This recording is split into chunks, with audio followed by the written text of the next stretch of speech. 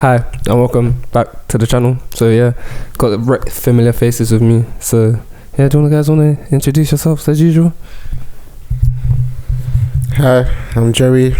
Good to be back. Yo, it's Ade here again, shooting the Nakama podcast. Yeah, so we're gonna do the other bit of the One Piece bit. So now we're doing the post time skip.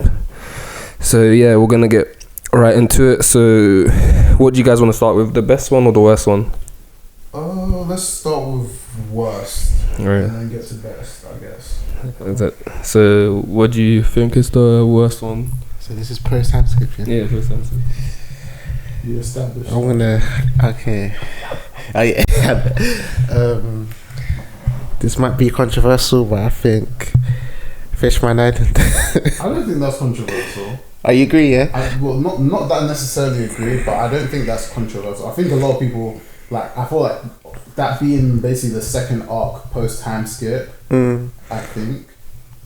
Yeah. I think it was, if there was a mini one before it, but that was like the second predominant arc after the time skip. Yeah, So actually, I know what you like, mean. Yeah. Because of the hype of the time skip, it kind of it slowed things down again, which I think no one really wants when like you're seeing the characters. Like everyone's got new powers and potential. Yeah. So I like that aspect, but Oh it's yeah, just. Joey's turn. I'm talking over him. No, if you no.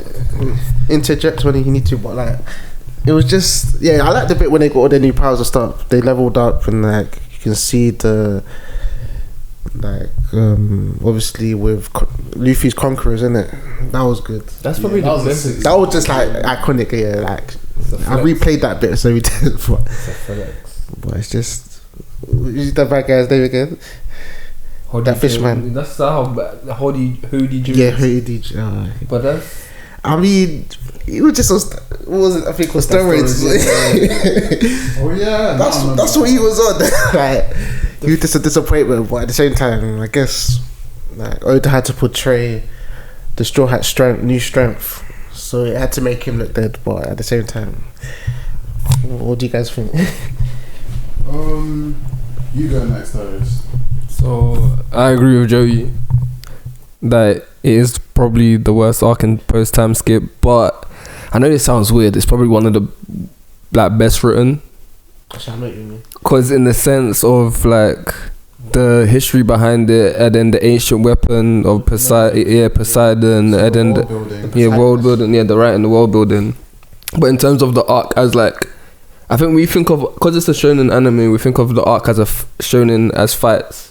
And when it came down to a fight, it was dead. Like, trying to think of the fight, he had to wear a helmet underwater so he could breathe. So like it takes it away.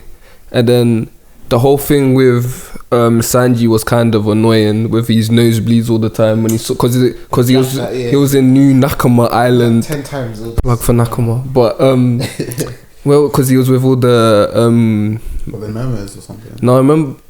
Yeah. I can't remember the arc too well. So remember he was in the New Nakama land with Ivan. So it was all the cross dressers. Yeah, cross dressers. And then he came back and then he's actually seeing women for the first time. So all you could see is him having nosebleeds and everything. It was dumb. Because 2 years he was just seeing those ugly. That island he was seeing those ugly women. So it was So the immaturity of the arc. No, that bit, yes I know, but that bit and plus the once or twice, but it was just all the time. and he fully nearly lost his life because of the blood loss. It was stupid. But apart from that, like I said, the world building, it was like it's the worst arc, but one of the best written arcs in the sense of the world building and the ancient weapons, the poneglyph. And then the thing between Jinbei and Luffy, them two sharing blood, like a signifying that fishermen can share blood. And then the ending. Like that whole thing, they're trying to do something, I guess, in terms of like overcoming discrimination or xenophobia. Like it hit the right. That was the message as well. Like, it was just like okay. The message was about discrimination. The fishermen are basically black people Come on. Basically, that's what they're trying to portray. No, it's true. It's slavery, bro. It was basically slavery, yeah. Because they were discriminated against. If you're like using reality imitation. Because basically they're half because basically they're half human, but like the actual humans, they want to see them like that, and they used to see themselves like that. It was actually kind of that. What else? There was just some tapness in the politics behind. Oda makes the obvious. Yeah, 100. What else happened in that arc? In terms of writing, that was good. I like the ending of that arc with the conversation with Luffy and Big Mom. That was epic. Oh, was that on the phone? Yeah, the transponder snow. That was sick. Because, bro, that just because Luffy was not shook, you know, and I was shook for him because this is a Yonko, bro.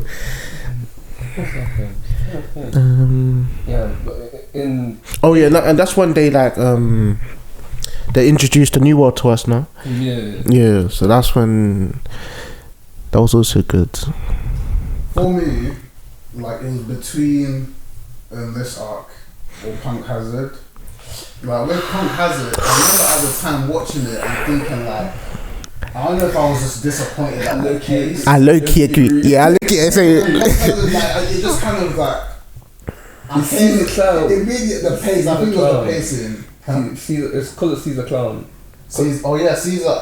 And was there another Dr. Vegapunk or Caesar? No, just Caesar Clown because we still haven't seen Dr. Vegapunk. Okay, so Caesar's the one. He was the main. They brought up Vegapunk. He was the main antagonist in it, but he just that guy. Obviously, for the worst, we haven't gone into that bit, but that arc was just kind of a bit. Like they had the dragon thing, but it was a fake dragon. I guess it was like it was like a robot or something. I don't know, or was it a real dragon? Oh yeah, that one. Yeah. Oh yeah, when you first. Yeah. I was thinking about Momonosuke. It was just a bunch of random stuff. Yeah, and then how like But anywho. Kind of delivery. Oh yeah. What else did I like? Yeah, that arc was just a lot. There was a lot happening in fact because of that. Smoker, Luffy finally knows how to deal with him. It was just a bit.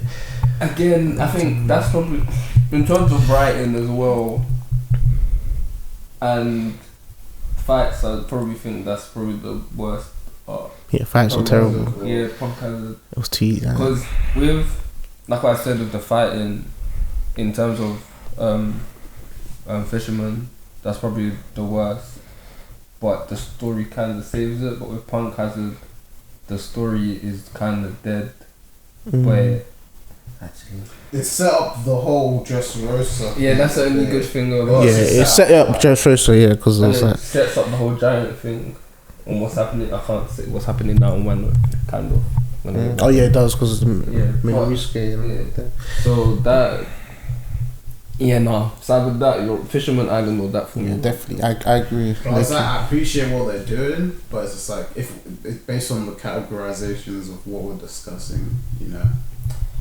That's it for me. The only thing that saved it was Law cutting the island in half and Law in general in that arc. Yeah. Law in general in that arc is cool. He may be one of my favourite characters, Law, yeah, with that arc here. So. What was that category? Well, you know what? That's we'll go into that later, yeah, but... Oh yeah, this movie, yeah, okay, yeah, no,